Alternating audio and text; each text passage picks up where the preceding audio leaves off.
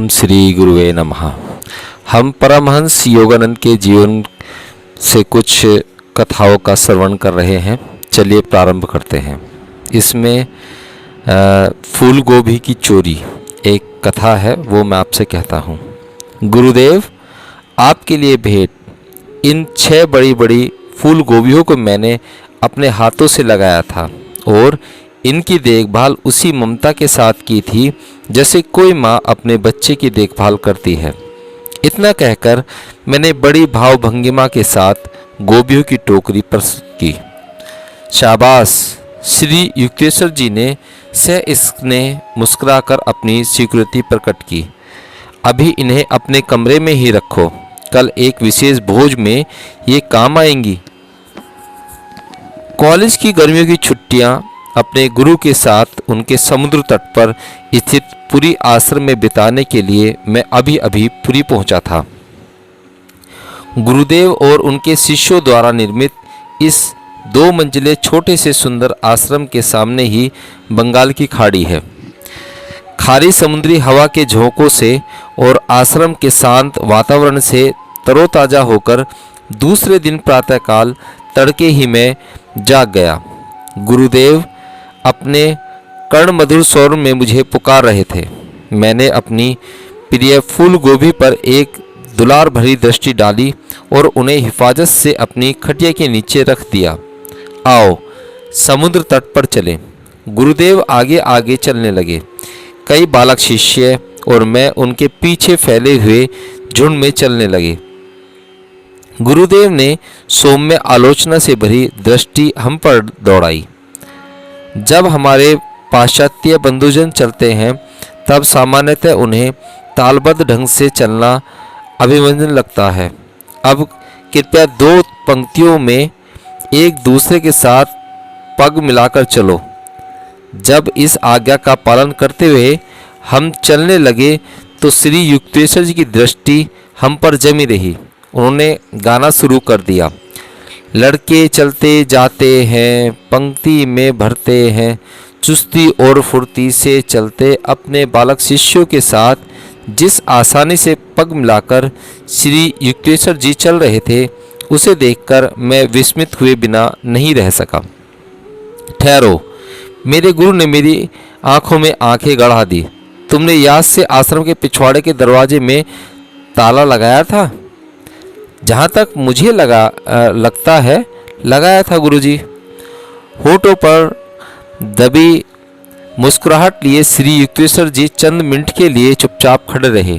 नहीं, तुम भूल गए, आखिर वे बोले। इस चिंतन को सांसारिक लापरवाही का बहाना नहीं बनाया जा सकता। तुमने आश्रम की सुरक्षा के अपने कर्तव्य की अवहेलना की है। तुम्हें सजा मिलनी ही चाहिए। जब उन्होंने आगे कहा कि तुम्हारी 6 फूल गोभियाँ शीघ्र ही 5 बन जाएंगी तो मुझे लगा कि वे कोई गूढ़ मजाक कर रहे हैं।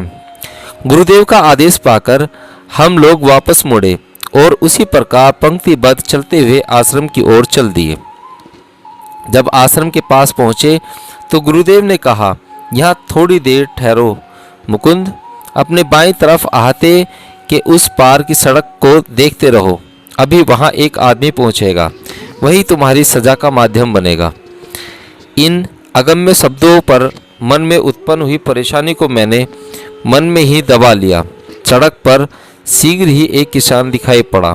अपने हाथ इधर उधर उछालकर निरर्थक अंग विक्षेप करते हुए वह हास्यप्रद ढंग से नाच रहा था। कौतूहल से लगभग जड़ सा बना मैं उस हास्यप्रद दृश्य को एकटक देखता रहा। जैसे ही वह आदमी सड़क पर ऐसे स्थान पर पहुंचा जहां वह हमारी दृष्टि से ओझल हो जाता, श्री युक्तेश्वर जी ने कहा, अब वह लौटकर वापस आएगा। उस किसान ने तुरंत अपनी दिशा बदल दी और आश्रम के पिछवाड़े की ओर चल पड़ा। रेत के एक मैदान को पार कर वह पीछे के दरवाजे से आश्रम में घुस गया। जैसा कि मेरे गुरुदेव ने कहा था, मैंने दरवाजे में ताला नहीं लगाया था। शीघ्र ही वह आदमी मुझे बहुमूल्य लगने वाली मेरी एक गोभी हाथ में लिए बाहर आ गया। अब वह संपत्ति की महिमा से पूर्ण होकर समृद्ध ढंग से चलने लगा। इस हास्य नाटिका का घटनाक्रम, जिसमें मेरी भूमिका एक लुटे जा रहे व्यक्ति की सी प्रतीत हो रही थी, इतना हास्यप्रद कर देने वाली भी नहीं थी कि मैं ताव में आकर चोर का पीछा करना भूल जाऊं। सड़क की ओर आधी दूर ही मैं पहुंचा था कि गुरुदेव ने मुझे वापस बुला लिया। हंसी के मारे सिर से पांव तक उनका सारा शरीर हिल रहा था। बार बार उमड़ पड़ती हंसी के ठहाकों के बीच उन्होंने बताया, उस बेचारे पगले को एक फूल गोभी चाहिए थी। मैंने सोचा उसे तुम्हारी असुरक्षित छोड़ दी गई गोभियों में से एक मिल जाए तो अच्छा ही होगा। मैं दौड़कर अपने कमरे में पहुंचा। वहां मैंने देखा कि उस चोर ने, जो स्पष्टतः केवल सब्जी चोर ही प्रतीत हो रहा था, कंबल पर खुलेआम पड़ी मेरी सोने की अंगूठियों, घड़ी और पैसे को छुआ तक नहीं था। इसके बदले वह रैंकर खटिया के नीचे घुस गया, जहां बाहर से बिल्कुल भी दिखाई न देने वाली गोभियों की एक टोकरी थी, जिसमें उसे अपनी एकमात्र मनवांछित वस्तु मिल गई। उस दिन शाम को मैंने इस घटना को समझाने का अनुरोध श्री युक्तेश्वर जी से किया।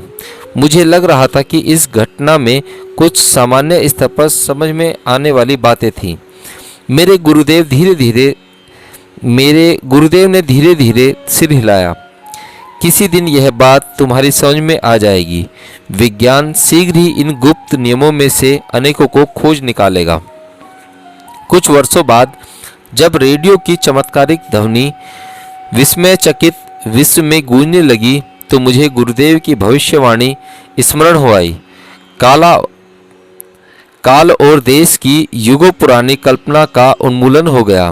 किसी का घर इतना छोटा नहीं रहा कि उसमें लंदन या कोलकाता प्रविष्ट न हो सके।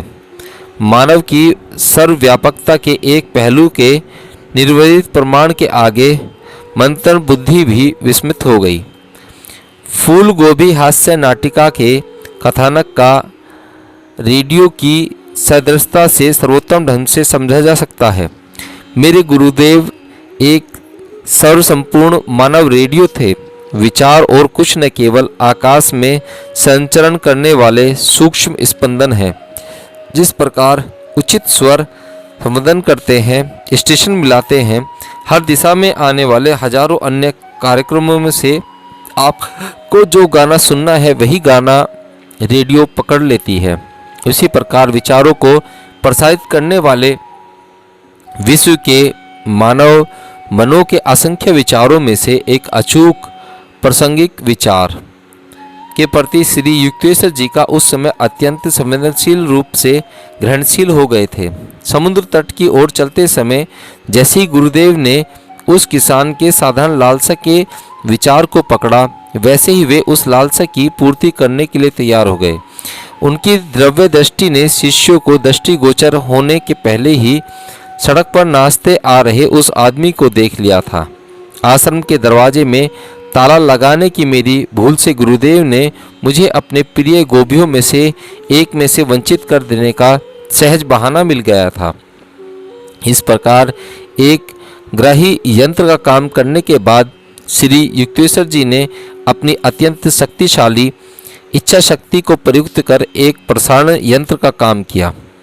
इस भूमिका में उन्होंने उस मनुष्य को अपनी दिशा बदलने और केवल एक फूल गोभी के लिए एक निश्चित कमरे में जाने का सफलतापूर्वक निर्देश दिया। अंतर्ज्ञान आत्मा का मार्गदर्शन है, जो मनुष्य के मन में तब स्वाभाविक रूप से प्रकट होता है जब वह शांत होता है। लगभग हर व्यक्ति को कभी न कभी कोई सच्चा पूर्व संकेत मिलने का अनुभव है, जिसका कोई स्पष्टीकरण नहीं होता, या कभी न कभी लगभग हर व्यक्ति ने किसी दूसरे व्यक्ति को अपने विचार ऐसे के ऐसे संप्रेरण किए हैं। चंचलता और अशांति की घरघराहट से मुक्त हुआ मानव मन जटिल रेडियो यंत्रवती के समस्त कार्य करने में समर्थ हो जाता है, जिसमें वह विचारों को भेज भी सकता है और ग्रहण भी कर सकता है तथा अवांछनीय विचारों को अंदर आने से रोक भी सकता है।